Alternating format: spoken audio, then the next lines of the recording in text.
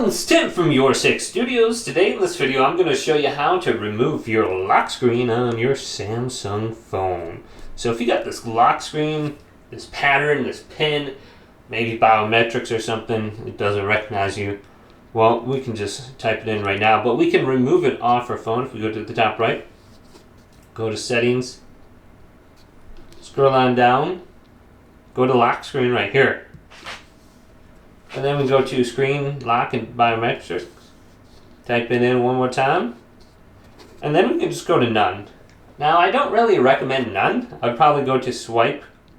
So if you go to none, the problem with going to none is your phone will just turn on to where you had it before.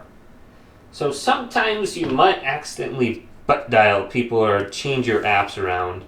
So that's why maybe having swipe on is a little bit better. So this is what it will be looking at. This is what it will look like now.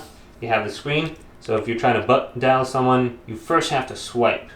So it takes two actions instead of just turning it on. So look at that. That's how I turned it off. Very easy. So if you forgot your password, you're going to have to factory reset your phone. So you're going to have to do that through the recovery menu. And that's a little bit more difficult. You'll need a USB cable and a PC to do that.